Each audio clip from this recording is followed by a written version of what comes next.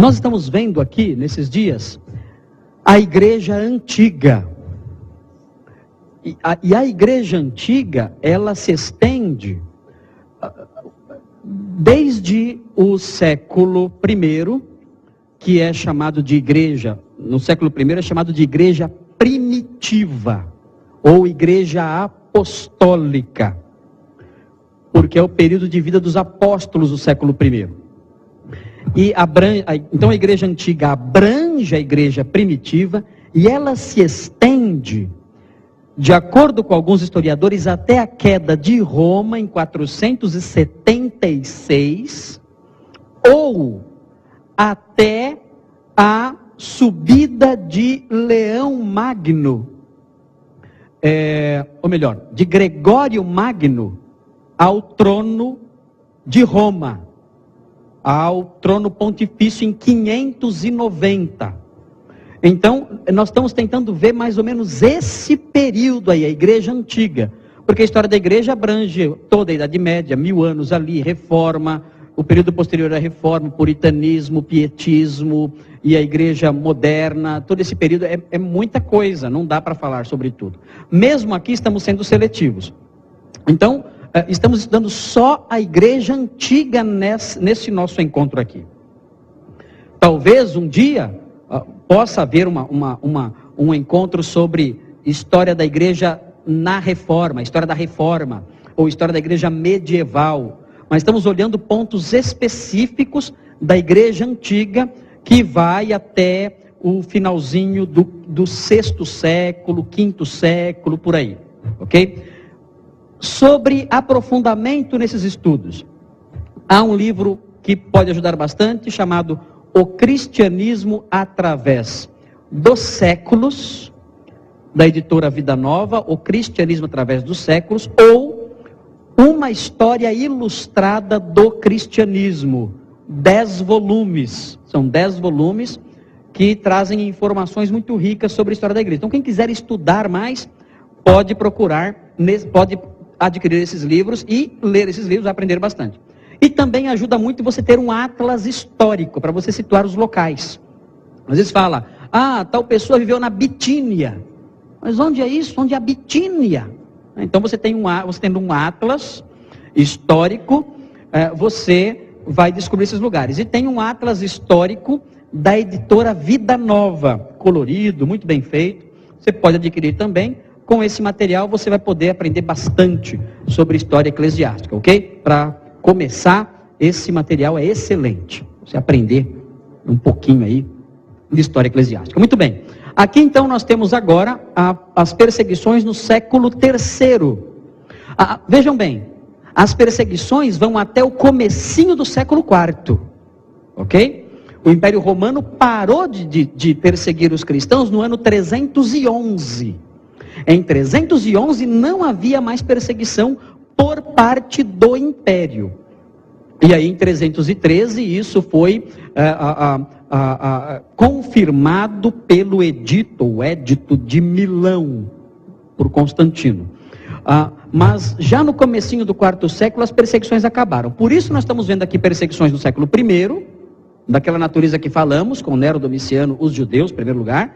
Depois no século II, especialmente lá com os imperadores que nós vimos, né, Trajano e Marco Aurélio.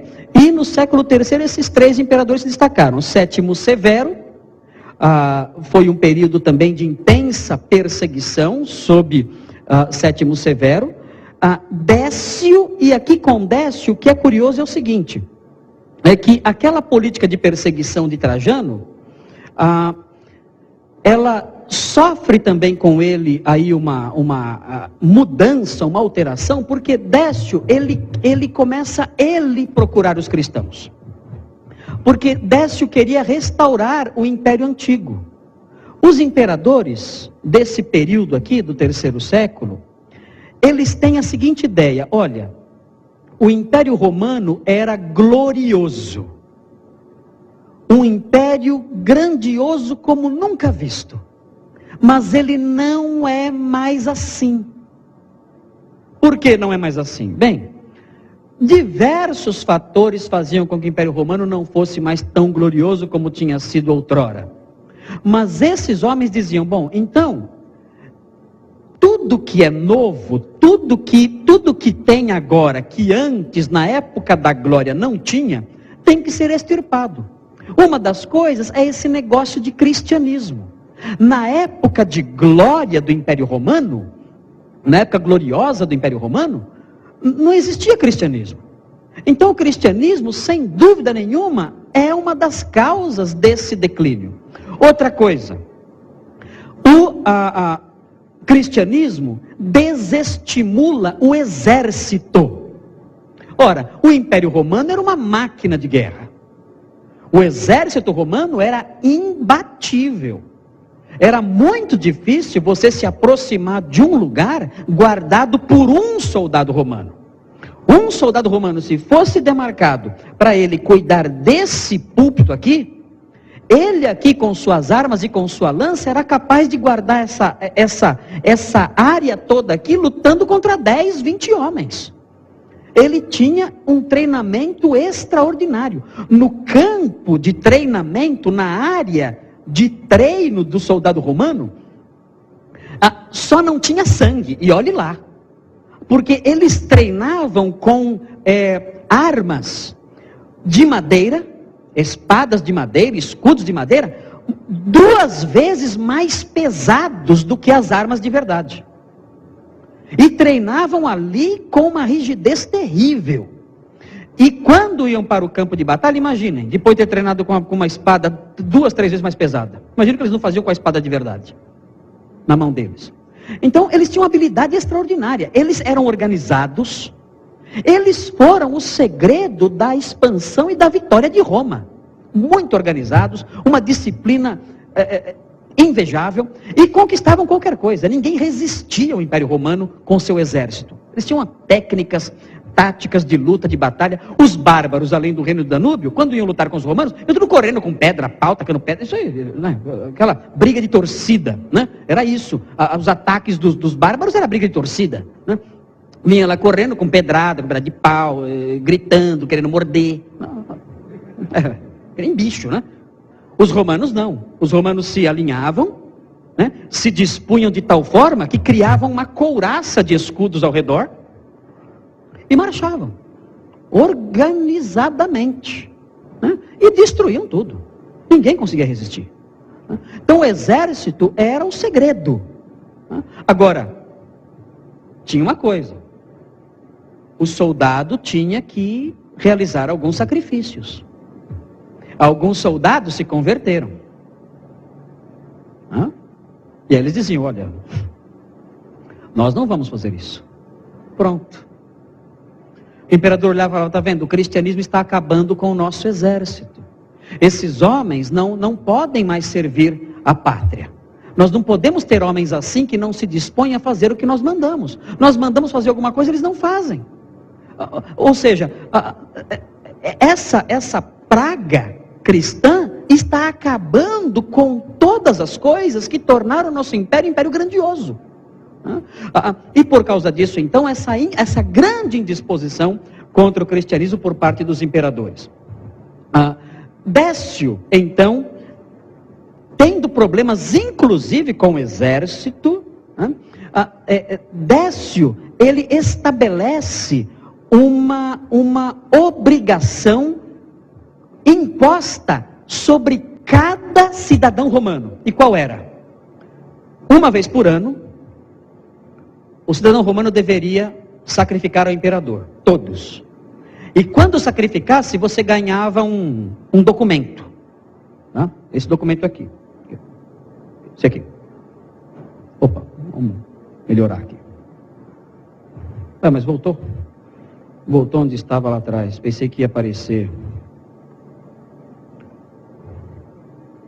o libellum, ou libellus,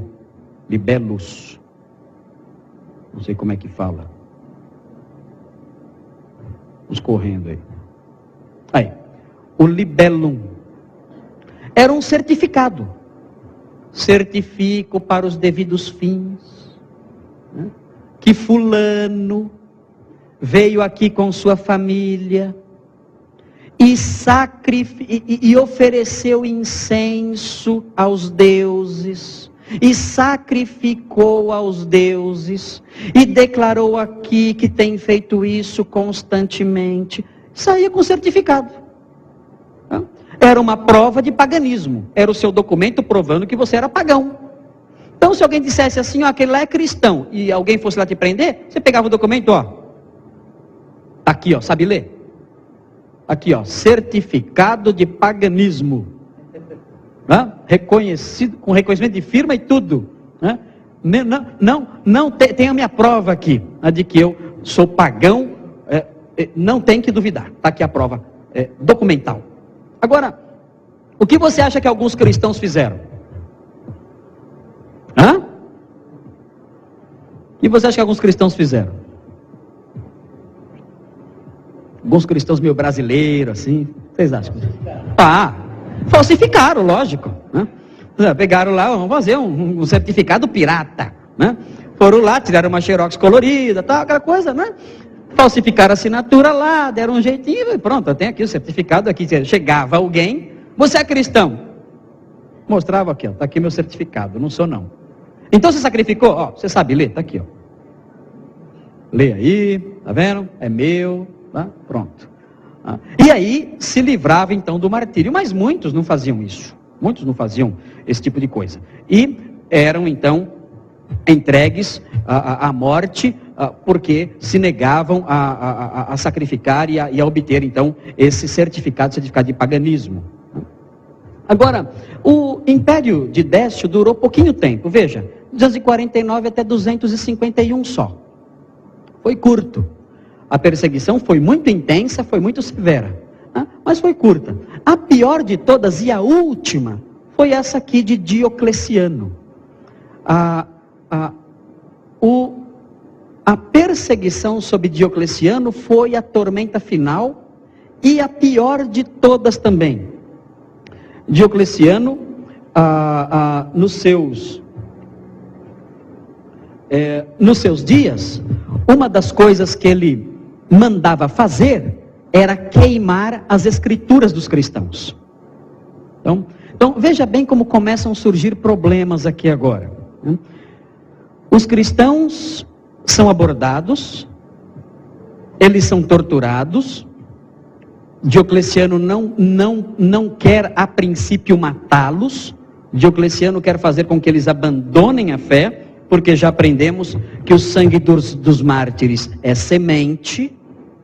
Então Diocleciano faz o quê? Começa a queimar Bíblias, as escrituras dos cristãos, começa a torturá-los, começa a prender os líderes cristãos também. Ele prende os líderes para tentar fazer com que a igreja fique perdida. Imagine uma igreja sem pastores, sem líderes nenhuns. Essa igreja enfraquece, desanima. Diocleciano sabe disso, faz isso.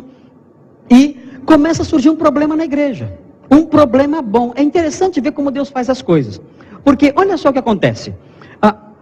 Eu tenho que entregar os livros para serem queimados.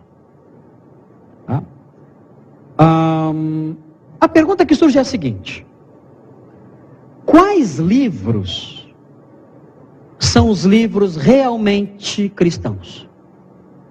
Eu tenho que saber, para saber por quais deles vale a pena eu sofrer.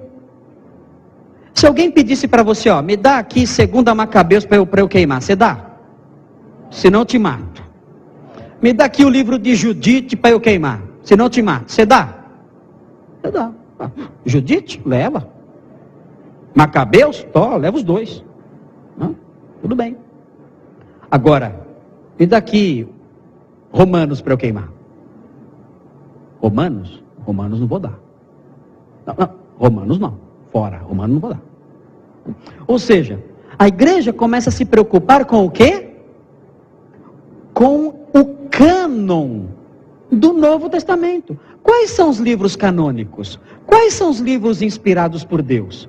Quais são os livros que Deus entregou ao seu povo? Eu tenho que saber para poder saber o que eu devo proteger com a minha vida.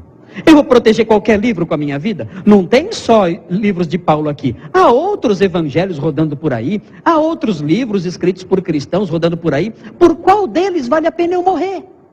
Qual deles? Eu tenho que saber. Então vejam, nessa época começa a surgir a preocupação com qual é o livro, ou quais são os livros que farão parte do Novo Testamento. O que eles fizeram? Reuniram ali? Não reuniram. Foi havendo um consenso lento que se prolongou até mais ou menos metade do quinto século. E no quinto século, os livros considerados canônicos, os livros inspirados por Deus, nessa época, no quinto século, já havia um consenso completo de que eram esses 27 que nós temos no Novo Testamento. Foi um processo lento que começou aqui. A reflexão sobre quais são os livros canônicos começou aqui por causa da perseguição de Diocleciano. Eu tenho que saber quais são. Agora, havia aquelas pessoas que diziam assim, não, esse livro aqui, independentemente de haver um consenso ou não, eu creio que Romanos é de Deus, eu não vou entregar. Então não entregava e pagava com a vida. Agora, ou era torturado e mais tarde morria em virtude das torturas. Por exemplo, Orígenes de Alexandria, o pai dele morreu martirizado nessa época. O pai dele morreu. Ele só não morreu, ele era jovem, ele tinha 19 anos, ele só não morreu junto com o pai porque ele ia se entregar para ser morto. A mãe dele escondeu a roupa dele. Aí ele não podia sair na rua nu.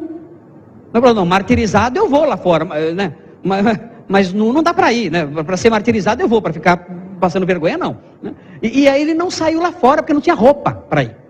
Aí sobreviveu, não foi morto, mas ao tempo de Diocleciano ainda, ele foi terrivelmente torturado e morreu depois, anos depois, em virtude dessas torturas. Agora, vejam, algumas pessoas não tinham essa disposição de Orígenes de Alexandria. Algumas pessoas não aguentavam a perseguição, as ameaças. Nós estamos aqui, sentados aqui hoje, num lugar gostoso, todo mundo alegre, liberdade, não tem soldado lá fora, não tem ameaça nenhuma, tem um ventilador gostoso aí, nós acabamos de tomar Coca-Cola com bolo, é uma maravilha aqui. Agora, imaginem uma situação em que a sua vida e da sua família está em perigo.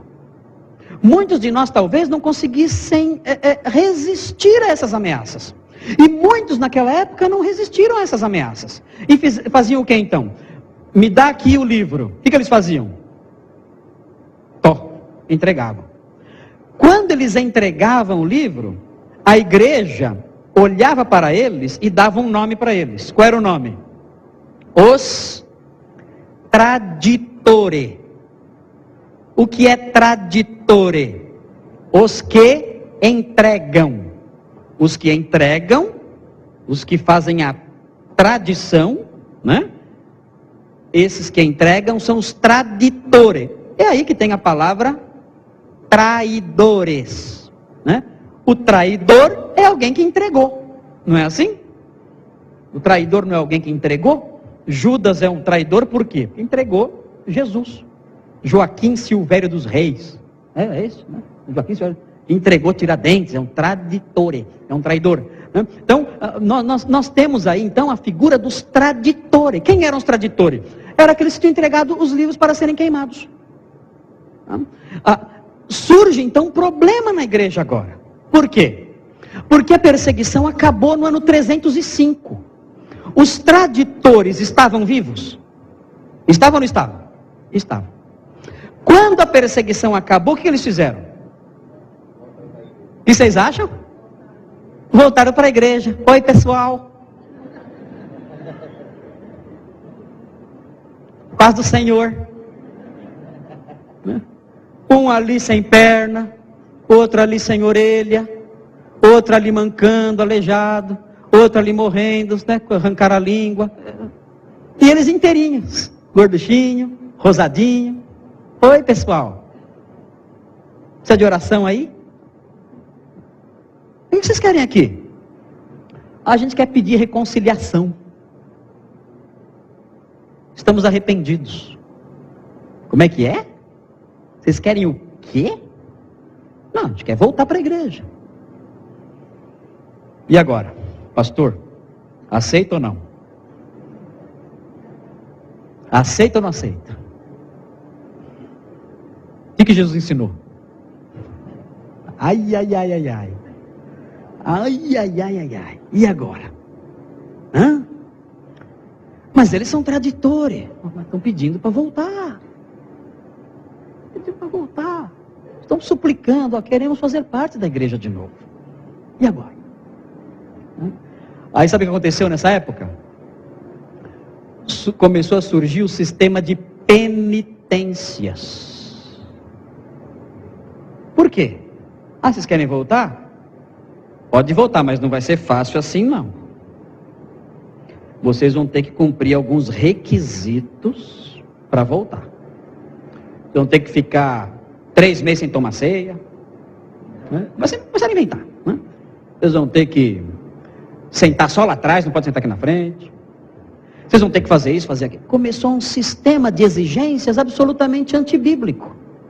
Sem nenhuma base bíblica. Hoje você vê isso até hoje na igreja católica, né? A pessoa vai se confessar, pede perdão dos seus pecados, o padre fala, tá, você está perdoado, só que você tem que ir até a Aparecida de joelhos, tem que subir uma escada assim, assim, você tem que pegar o chicote e bater nas costas, enfim, os casos mais radicais.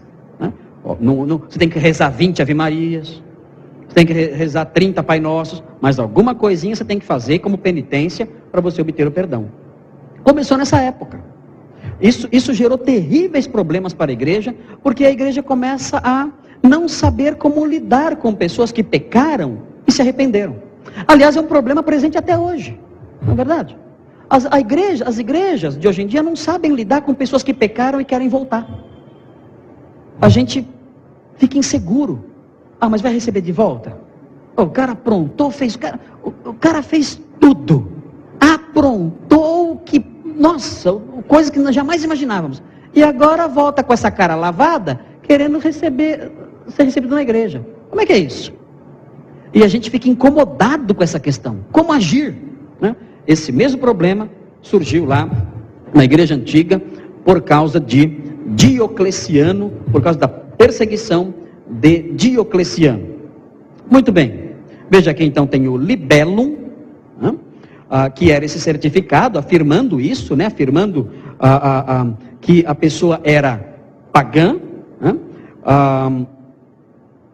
E na sequência, aí na sua apostilinha, você vê o que aconteceu logo depois da perseguição de Diocleciano. Logo depois, começa o cenário mudar. O que vem? Vem o Édito de Tolerância de Galério, ou o Edito de Tolerância de Galério. Tem livros que escrevem edito, tem livros que escrevem édito. Não sei, qual será que é o certo? Tem algum dicionário aí? Mas o fato é que é um documento dizendo, olha, cristãos, vocês podem viver a sua religião. É interessante, porque Galério, ele era o político mais próximo de Diocleciano. E ele foi o homem que estimulou Diocleciano a perseguir os cristãos. No leito de morte, em 311, ele fala que ele estendia aos cristãos a tolerância. É o seguinte, olha, vocês podem se reunir. Nós tentamos ajudar vocês, ele fala. O edito de tolerância é bem assim. Fala, olha, nós percebemos a loucura de vocês, percebemos o quanto vocês estão errados, o absurdo, a superstição em que vocês se envolveram, nós percebemos isso, nós tentamos, movidos pela nossa benignidade, movidos por nosso amor, nós tentamos ajudar vocês, para que vocês abandonassem essa superstição. Alguns de vocês abandonaram, outros, no entanto, continuam teimosos, e não estão aceitando. Então, já que nós somos pacientes e bondosos, então nós vamos deixar vocês livres para que vocês se reúnam e adorem o seu Deus, e lembrem-se, orem por nós também. Esse era o edito de tolerância. E os cristãos já vinham fazendo isso há muito tempo, né? Os cristãos passaram a orar pela paz do império e aproveitar esse tempo de tolerância. Logo em seguida, no meio desse turbilhão de acontecimentos que foi aí o ano 311 até o ano 313, né? Muitos acontecimentos ocorrendo, a política romana entra numa crise muito grande, conflitos muito grandes políticos, guerras civis nessa época, e surge então na luta pelo trono a oposição entre Constantino e Magêncio ou Maxêncio. Constantino então aspirando o trono imperial, ser senhor absoluto de todo o império, no Oriente e no Ocidente, Constantino marchou contra Roma, onde estava o seu rival na luta pelo trono, que era Magêncio. E Constantino, diz um historiador chamado Lactâncio, fala que Constantino, um pouco antes do seu encontro com Magêncio, ele teve uma visão. E nessa visão ele viu uma cruz, ou algo parecido com isso, né? Uma cruz, e estava escrito assim, junto da cruz estava escrito assim: In hoc signo vinces, em latim. Significa, com este sinal vencerás. E ele então, que antes usava desenho da águia, né? Os romanos usavam uma águia como símbolo, né? Ou um sol como símbolo do império. Ele então pintou uma cruz nos escudos dos seus soldados. E disse, olha, é através da cruz de Cristo que nós vamos vencer a batalha. E Magêncio, em vez de ficar em Roma e esperar o cerco, que poderia se prolongar por muitos anos, ele poderia se recompor, ele partiu para a batalha. E os dois exércitos se encontraram sobre uma ponte, a ponte Milvio, nos arredores de Roma. E houve ali a batalha. Naquela batalha, há quem diga, não são todos historiadores que falam isso, há quem diga que Magêncio, supersticioso, disse o seguinte para os seus soldados: olha, não olhem para aquela cruz no escudo, porque aquela cruz ela é mágica. Então, vocês podem ser enfeitiçados por ela. Agora, como é que o soldado vai lutar sem olhar para o escudo do outro? Foi um massacre. Constantino venceu a batalha, Magêncio caiu da ponte e morreu afogado no rio Tibre.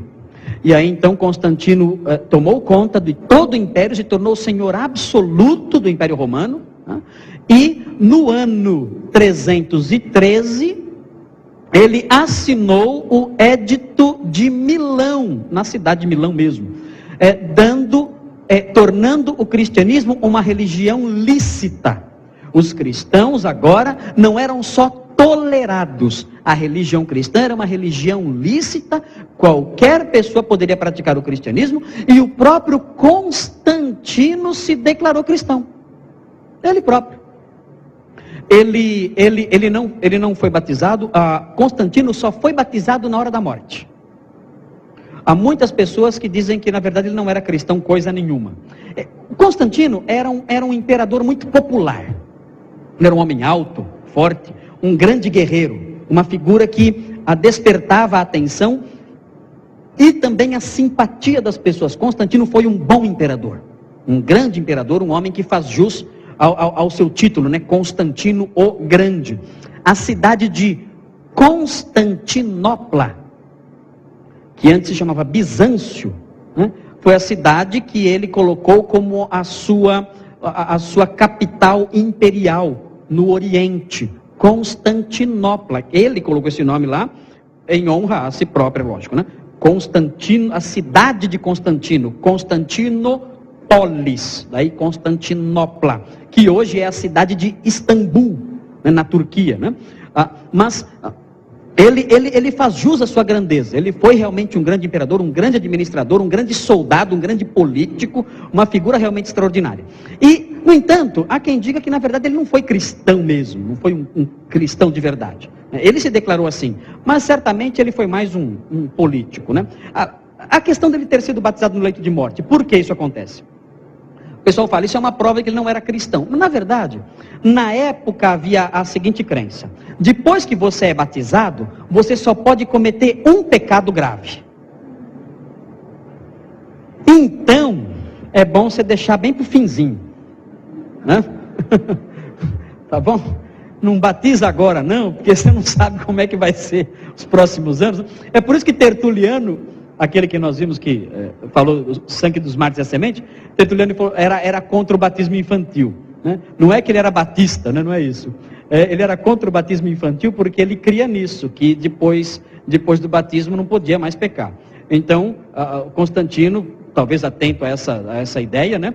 Ele deixou para ser batizado só no finalzinho, lá para garantir que não ia ter problema nenhum. Era uma crenças que começaram a surgir no segundo século, né? Já no segundo século havia batismo de crianças. No segundo século. No primeiro século, não, né? É isso que é interessante ver na história da igreja. Aqueles 50 anos que eu falei de silêncio entre o livro de Atos e Inácio de Antioquia, no ano 110, esses 50 anos mais ou menos de silêncio, são 50 anos em que muitas mudanças acontecem. Por exemplo, no Novo Testamento não tem nenhum batismo infantil. Não existe batismo infantil no Novo Testamento, né? Não tem batismo por aspersão no Novo Testamento. Agora, quando você chega no ano 110 e no segundo século, você já encontra batismo por aspersão, você já encontra batismo infantil. São algumas mudanças que ocorreram nesse período de 50 anos que nós não sabemos por que elas aconteceram, mas que se insinuaram na igreja muito cedo, né? Mudanças que a igreja desenvolveu e acolheu, e somente na reforma, algumas igrejas da época da reforma, ou posterior à reforma, se livraram delas. Os batistas, por exemplo, pararam de batizar crianças. Os anabatistas também na época não batizavam crianças, só adultos, e sempre os batistas no começo não era por imersão, era por aspersão, os batistas no começo. Depois, os batistas particulares começaram a batizar por imersão também, ficou a marca dos batistas batizar por imersão, que era o modelo do período apostólico. Muito bem. Lições importantes acerca da perseguição. Irmãos, nós temos visto, nós falamos ontem, e esses aspectos eu quero que os irmãos recebam e guardem no coração, porque nós temos informações todas da história, isso os irmãos podem adquirir nos livros, mas eu gostaria que os irmãos atendessem para um lado um pouco mais pastoral dessas palestras.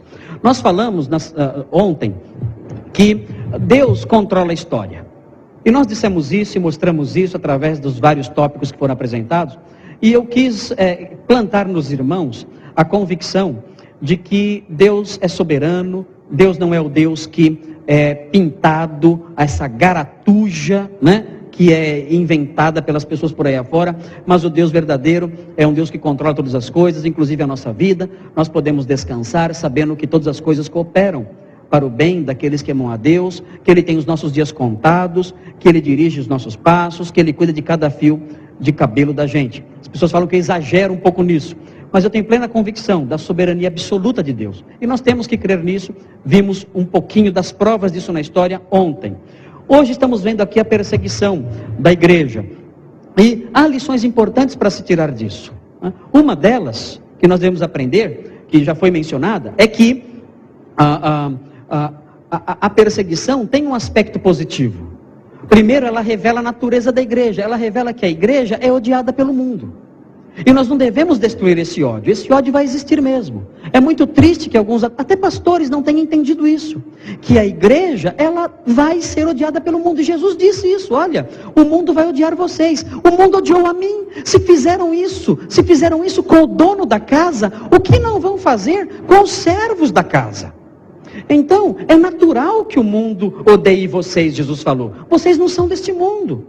Por isso o mundo os odeia. E Inácio disse, a grandeza da igreja está nisso, nesse ódio que as igrejas modernas querem destruir. Irmãos, não entrem nesses caminhos que existem hoje em dia, de evangelho barato, de evangelho fácil, de mundo gospel, como o pastor mencionou ontem aqui, mundo gospel. Não entrem atrás disso, não vão atrás disso. O cristianismo autêntico vai provocar o rancor dos homens. Não há como escapar disso, a verdade provoca isso. E outras lições interessantes que devem nos encorajar são essas aqui. Primeiro, a igreja é indestrutível. Não há como destruir a igreja. Não tem jeito. Já tentaram. Vocês têm ideia? Se houve uma organização nesse mundo, na história desse planeta, que já tentaram destruir, massacrar, varrer do mapa, essa instituição foi a igreja. E não adianta. Ela não pode ser destruída. Jesus disse, as portas do inferno não prevalecerão contra ela. Não tem jeito. Não tem como. A igreja é o desespero das nações. Das nações que são inimigas de Deus. Nós vemos o Império Romano, um dos maiores impérios que o mundo já viu. Vai em Roma hoje, vá lá, sabe o que você vai encontrar? Ruínas, só ruínas, só, nada mais, foi o que sobrou. Vocês sabem qual foi a única instituição do Império Romano que permaneceu e permanece até hoje? Sabe qual? A igreja. A igreja permanece até hoje. Foi a única instituição da época do Império Romano que ainda está lá de pé. O resto, acabou. Não dá para destruí-la. Se nós olharmos, os irmãos sabem qual foi o século que mais produziu mártires na história da igreja? Qual foi o século que mais produziu mártires na história da igreja? O século XX. Sabiam disso? Os países por trás da cortina de ferro, os países, antigos países comunistas, foram países que produziram mártires aos milhares. Se você for hoje na antiga União Soviética, sabe o que você vai encontrar? Igrejas. Igrejas. Ali. Eu soube recentemente que o antigo prédio da KGB foi comprado por uma igreja. Eles estão lá fazendo cultos no antigo prédio da KGB, onde os crentes eram torturados. Não tem jeito. Não tem como destruir a igreja. Voltaire disse o seguinte, na época da Revolução Francesa, no século XVIII, ele disse o seguinte, olha, em pouco tempo, não haverá mais Bíblias e nem igrejas no mundo. Oi? Dentro de 100 anos, não haverá mais Bíblias, nem igrejas, isso vai acabar, o homem vai se libertar dessas coisas. Sabe o que aconteceu com a casa de Voltaire? Foi comprada pela Sociedade Bíblica Francesa, e fizeram um depósito de Bíblia na casa dele. Não tem jeito, não tem jeito. A igreja é indestrutível, não tem como acabar com ela, não tem jeito. O que é curioso, porque, vejam, nós estamos falando aqui, os irmãos veem uma religião, né, do ponto de vista humano, sem futuro nenhum. O que era a igreja de Jesus quando ele foi assunto aos céus? 120 pessoas, né? Escravos, donas de casa, viúvas, pescadores.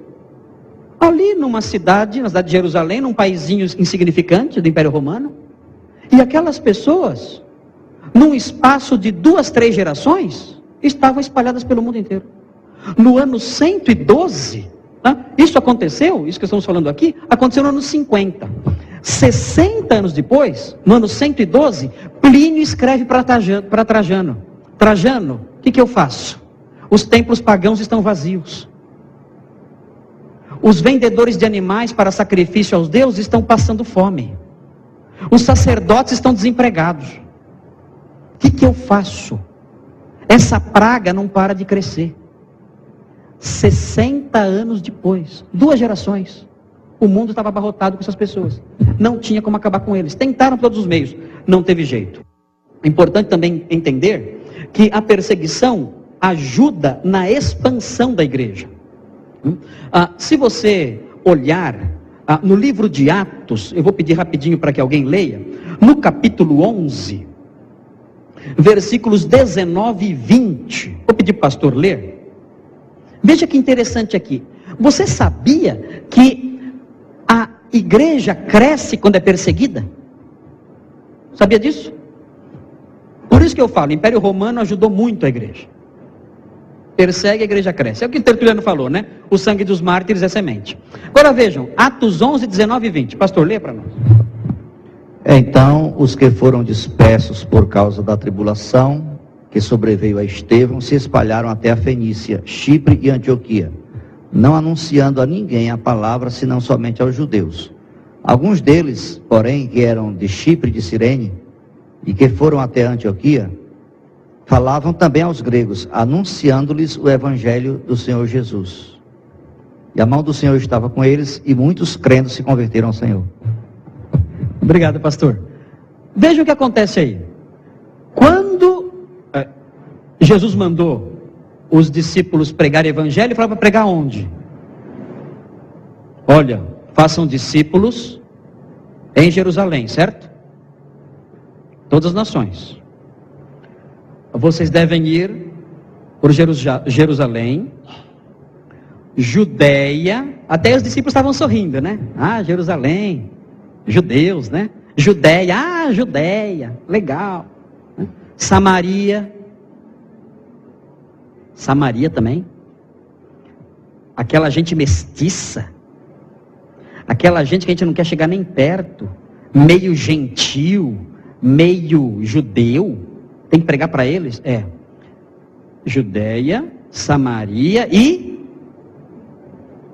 confins da terra. A impressão que eu tenho, a imaginação minha, é que eles voltaram para casa meio tristes, sabe? Pensando, a gente se misturar com samaritano e com gentil, nós judeus. Tanto que Atos capítulo 10 mostra que Deus teve que apresentar uma visão para Pedro, para ele poder pregar para os gentios, porque havia um preconceito racial muito grande, intenso preconceito racial. E os discípulos ficaram só em Jerusalém, não saíram não. Só depois da perseguição de Estevão, como veio uma perseguição muito forte, aí saíram. O texto que o pastor leu diz isso. Depois da perseguição de Estevão, eles se espalharam. Se espalharam por quanto foi canto. Pregando o evangelho aos judeus, e alguns começaram a pregar aos gentios também. E a fé se espalhou. Sempre foi assim. Sempre que há perseguição, a igreja cresce. E não somente isso. É interessante porque dá a impressão que quando há perseguição, a igreja some, né? Mas não é. Quando há perseguição, a igreja cresce, ela se espalha. Mais e mais. Outro fator importante. A perseguição ajuda na purificação da igreja. Vamos supor que a perseguição começasse hoje, aqui nessa cidade. Vocês acham que aconteceu o quê? Os membros desta igreja aqui chegassem aí soldados e dissessem: quem é crente, vem para fora para morrer. Quem não é, pode ir embora para casa. O que você acha que ia acontecer? Metralhadoras aqui. Olha, crentes, fiquem aqui. Incrédulos, pessoas não crentes, podem sair, podem ir embora. Porta aberta, pode sair. Quem ficar, vai haver um grande massacre aqui hoje. Vocês acham que ia acontecer? Você acha que ia ter gente aqui que ia levantar e ia sair? Você acha? Quem ia sair? Levanta a mão. Vai sair? Quem mais ia sair? Levanta a mão. Vários iam sair, né? Agora, vejam que interessante. Isso iria ajudar na purificação da igreja. Porque o que ia acontecer? Só ia ficar aqui os crentes de verdade, os crentes comprometidos mesmo. Aqueles que são pessoas que não são crentes mesmo, né, que vêm na igreja por mais porque gosta, ou até foram até batizados, mas não são crentes de verdade, eles não iam ficar. Eles iam embora. Então a perseguição ajuda na purificação da igreja. Tanto que, quando Constantino se converteu e se tornou imperador cristão, o que vocês acham que aconteceu com a igreja?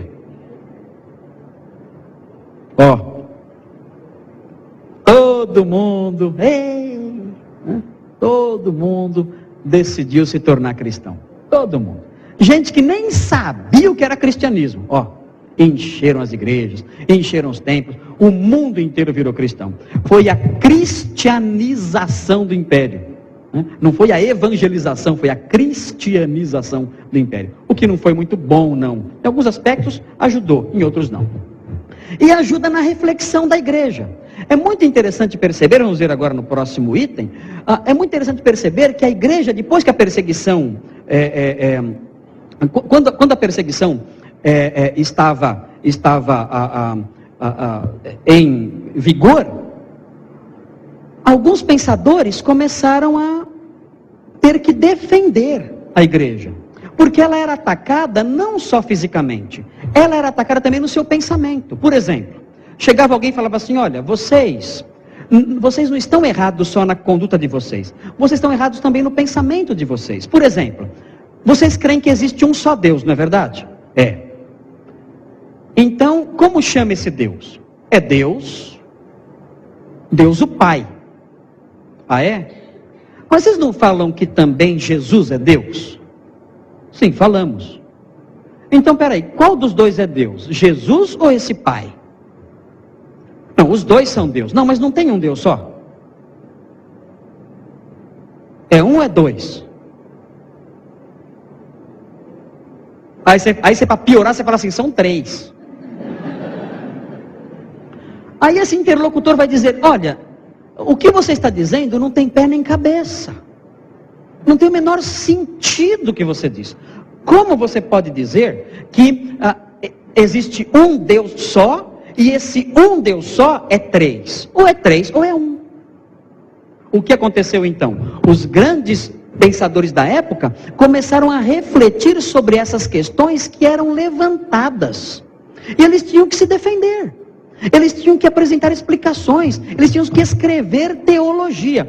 Claro que não foi um tempo de intensa produção teológica, porque havia perseguição, era difícil. Depois essa reflexão teológica amadureceu e cresceu um pouco mais. Mas na época da perseguição eles tiveram que se defender. Olha, esse Jesus aí, ele é Deus? É. Então ele não é gente, não é humano. Não, ele é humano. Mas ele é humano ou ele é divino? Não, ele é divino e é humano. Espera aí. Não dá para ser divino e ser humano. Ou ele é divino ou ele é humano. Ele morreu? Morreu. Então ele é humano, não é divino. Deus morre? Deus não morre. Ele morreu? Morreu. Então ele não é Deus. Não é, ele é Deus. Mas Deus morre? Não. E ele morreu? Morreu. E agora? Nós temos que sair desse dilema. E os pensadores da época lidaram com isso e deram respostas, grandes construções teológicas que são ensinadas ainda hoje nos cursos de teologia. As respostas a essas questões foram dadas de modo cabal, definitivo, correto, entrou para a ortodoxia há 1500, quase 2000 anos atrás, foram dadas essas respostas e permanecem até hoje aí de pé, sendo ensinadas aí por todos os cristãos de todas as facções cristãs que nós conhecemos no mundo. E isso foi produzido graças à reflexão, graças à perseguição, à reflexão teológica. É muito importante, eu coloquei aqui algo que eu acredito que seja uma ironia da história, isso aqui. Eu gosto muito disso aqui. Eu gosto dessa foto aí e dessa cruz aí. Não sou romanista não, né? Católico romano, não sou católico romano. Os meus alunos brincam falando que eu sou devoto de Santo Agostinho. Como eu gosto muito de Santo Agostinho, eles falam, é devoto de Santo Agostinho, né? Mas eu não sou devoto, só sou um admirador de Santo Agostinho. Eu sou devoto de São Francisco. Não, estou brincando. Mas eu gosto dessa fotografia, porque eu acho que ela é muito eloquente. Essa cruz é uma cruz de ferro, que está colocada bem na entrada, na porta principal do Coliseu. Quando você entra no Coliseu, a primeira coisa que você vê na sua frente é essa cruz enorme, né? Essa cruz de ferro bem na frente, bem ali na entrada. Eu acho, irmãos, que essa cruz é uma cruz que fala. Sabe o que ela fala? Eu escuto ela falando. O que vocês acham que ela diz? Eu escuto ela gritando. Sabe o que ela diz? Acho que ela diz assim: eu venci. Eu venci. Aqui nesse lugar, vocês tentaram me derrubar. Mas eu venci. Vocês caíram. Tudo ao redor ruiu. Tudo. Todo o império ruiu. Toda a glória de vocês ruiu. Mas eu estou de pé. Nada pode me derrubar. Vocês escutam ela falando? Estão escutando? Ela diz isso. Eu venci. Nada pode me destruir. Tudo passou. Tudo desabou. Mas eu estou de pé. E será assim até o fim. Meus irmãos, nós pertencemos a uma organização, entre aspas, né, que é sobre-humana. É sobre-humana. Nada pode destruir o povo de Deus. Nada. Muito bem. E ainda nesse período da igreja antiga, um tema muito importante de se assimilar é o tema relativo às ameaças das calúnias e das falsas doutrinas. Se de um lado a igreja, sendo uma instituição mais do que humana, sobrenaturalmente protegida, ela não pode ser destruída, e temos que assimilar essa verdade e guardar para nós. E olhe, cuidado, muita gente ataca a igreja e fala mal dela. Muita gente diz assim: eu posso ser crente na minha casa, não preciso de igreja coisa nenhuma. É besteira isso de igreja. Na igreja a gente só vai para ouvir fofoca, ouvir besteira. Eu vou ser crente na minha casa. Gente, cuidado. Se Deus protege a igreja como protege, é porque Ele ama profundamente a sua igreja. Então cuidado para não falar mal dela. A Bíblia fala que a igreja é a noiva de Cristo. Você já tentou falar mal da noiva de alguém perto da pessoa? Já pensou você chegar para mim e começar a falar mal da minha esposa para mim? O que eu vou dizer para você? Eu vou gostar? Eu vou me agradar? A pessoa pode até dizer coisas que sejam verdade, mas eu não vou gostar. Você está falando mal da minha esposa. Eu não posso aceitar isso, em hipótese alguma. Eu vou cuidar dos defeitos dela. Eu vou trabalhar na vida dela. Eu não aceito que ataquem a minha esposa.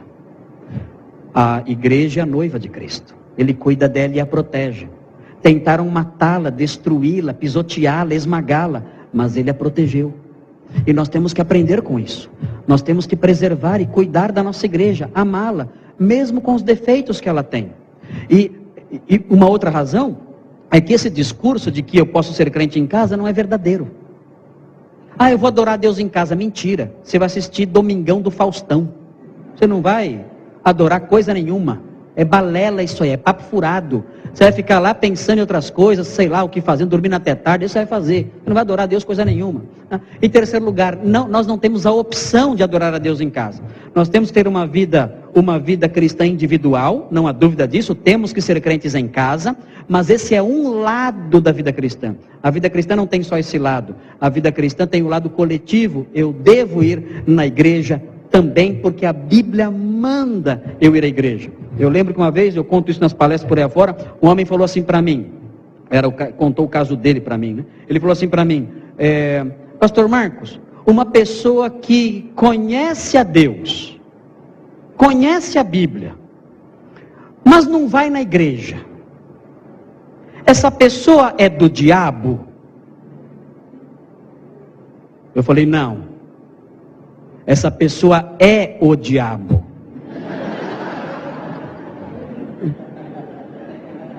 Ela é. O diabo se encaixa exatamente nessa descrição que você me deu. Exatamente. O diabo não vai na igreja. Vai em algumas aí, a gente sabe que não sai de lá, né? Inclusive tem uma aqui que estão pedindo até carta de transferência já para o diabo, porque ele não sai de lá, todo domingo está lá, né?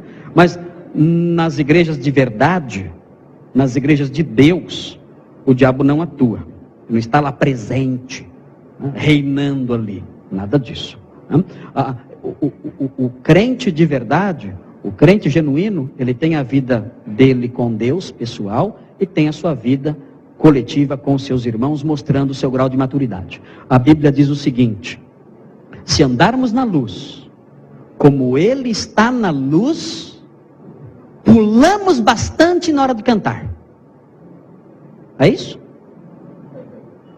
Se andarmos na luz, como Ele está na luz, nós caímos no chão na hora do louvor. Não. Se andarmos na luz, como Ele está na luz, nós choramos tanto de emoção. Não. Se andarmos na luz, como Ele está na luz, temos o quê? Comunhão uns com os outros. É isso. Ou aquela pessoa mentiu, dizendo que anda com Deus em casa e não vai na igreja, ou João mentiu. E acho que sei quem mentiu. Acho que sei quem é o mentiroso. Muito bem. Se nós aprendemos isso, o cuidado e o amor de Deus por sua igreja, nesse ponto aqui nós aprendemos algo mais também importante sobre a igreja, que a igreja é, além de atacada, ela é defensora. A igreja tem que defender a verdade.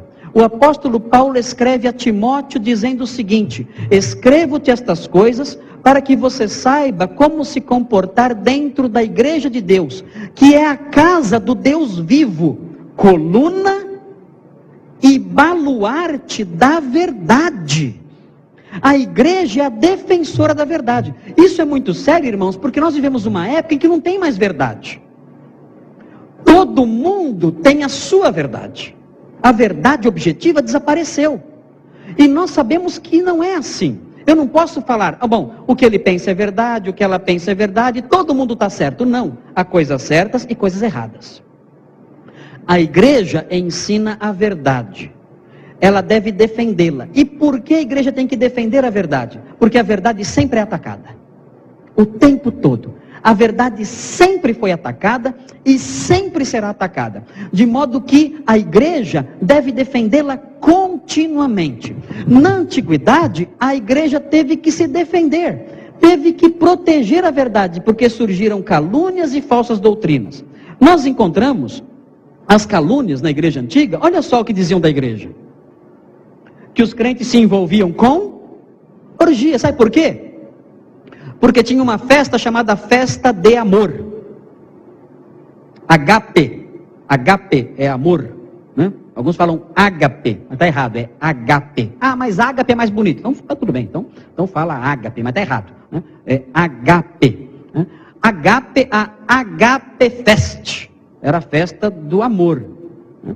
E como essas festas eram reservadas ali aos cristãos, poucos visitantes, diziam que essas festas na verdade eram reuniões de orgia sexual. Diziam que num dado momento os cristãos apagavam as luzes e se entregavam a orgias terríveis ali entre si. Uma outra acusação: uniões incestuosas. Por quê? Porque eles se chamavam de irmãos. Ô irmã, ô irmão, vou me casar com a irmã. Como é que é? Vou me casar com a irmã. Opa, não pode? Pois é, mas eu vou. Mas é a irmã em Cristo. Mas os incrédulos não entendiam isso. E diziam então que era uma união incestuosa, coisa que os pagãos não aceitavam. Outra coisa, prática do canibalismo. Você imaginou? Os crentes comem criancinhas. Sabe como? Sabe como os crentes faziam? Diziam? Tinha todo um, né? Eles pegavam um pão bem grande, pegavam uma criancinha recém-nascida e colocava dentro. E aí o cristão iniciante tinha que comer aquele pão com a criança dentro, né? Eles partiam o pão com a criancinha, né, ali, e comia ali, aquela pessoa comia, e os outros comiam também. Por que vocês acham que essa crença começou? Por causa da ceia. Eles pegavam e diziam assim: olha, nós vamos comer o corpo, isto é o meu corpo. Ó, eu não sei, eu ouvi falar que nessas reuniões, eles comem corpo de gente.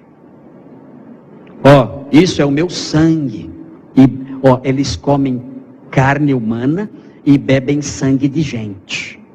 Ah, é? É. Essa gente aí, você vê essas viúvas aí, parecem, né, mulheres boazinhas. Você não sabe o que isso aí faz. Não sabe que isso aí apronta. Essa gente aí é um perigo. Eu não chego nem perto. Vocês já notaram como eles não participam de nada? Já notaram quando tem festas na cidade, celebrações, eles não participam? Como eles são antissociais? Já perceberam? Já perceberam que eles se reúnem nos cemitérios? Já perceberam que eles se reúnem nas casas com porta fechada? Já perceberam? Por que você acha que eles fazem isso? Por que vocês acham que eles são tão distantes das pessoas, são antissociais e tão misteriosos? Por que vocês acham? Essa gente não presta, essa gente apronta, essa gente é assassina, essa gente não vale nada. Então, as pessoas, o populacho, tinha essas ideias sobre a igreja. E escritores cristãos tiveram que defender a igreja contra esses rumores populares. Olha só. Adoração de um asno crucificado. Não havia razão nenhuma para acreditar nisso. Mas afirmavam isso, inclusive foi encontrada uma inscrição em Roma, onde há um homem com uma cabeça de asno pregado numa cruz. E embaixo está escrito: adore a Deus. Uma inscrição contra os cristãos, zombando dos cristãos. Não sabemos por que diziam isso. Por que um asno crucificado? Nós não sabemos por quê. Mas era uma crença que havia na época contra os cristãos. Bom, isso aqui era o povão que falava. Povão, né? O pessoal lá nas ruas criavam esses rumores sobre os cristãos, e os cristãos tinham que se defender. Mas o problema maior era com isso aqui, ó, as heresias. Aí que era complicado, porque aqui os ataques à fé eram mais sérios, mais pesados. Veja, por exemplo, esse aqui, o gnosticismo. Sabe o que é o gnosticismo? O gnosticismo é a crença de que a matéria é ruim, a matéria é má. A matéria é má e o espírito é bom. Então, a matéria e o espírito não podem se dar bem. Os dois são inimigos. Não há como associá-los. Então, veja. Será que o gnosticismo acredita que Deus pode se fazer carne? Deus é espírito. Bom. Será que Deus pode se fazer carne? Pode? Para o gnóstico isso é um absurdo. Como é que é? Deus se fez carne? O verbo se fez carne? Isso não tem base nenhuma. Como pode o espírito se contaminar com a matéria desse jeito? Isso não tem sentido, isso aí. O gnosticismo negava a encarnação. E outra coisa, o gnosticismo negava a ressurreição. Para eles, Jesus era só um espírito que andava flutuando por aí. Os gnósticos acreditavam que Jesus, se andasse na areia, não deixaria pegadas. Ele não tinha um corpo de verdade, um corpo físico. Vocês já notaram como os evangelistas e os escritores do Novo Testamento enfatizam a corporeidade de Jesus? João fala assim: o verbo se fez carne. Em 1 João está escrito assim: o que temos visto e o que as nossas mãos apalparam. Por que João fala isso? Porque ele escreve contra ideias gnósticas. O apóstolo Paulo fala assim: porque nele habita corporalmente. Toda a plenitude da divindade, corporalmente. Ele enfatiza isso. Quando Jesus aparece, Lucas descreve Jesus aparecendo ressurreto. Olha, vejam que um espírito não tem carne e ossos, como vedes que eu tenho. Então, o Novo Testamento enfatiza muito que Jesus tinha carne e osso. Por quê? Por causa do gnosticismo. O gnosticismo dizia que o espírito não pode ter contato com a matéria sem se sujar.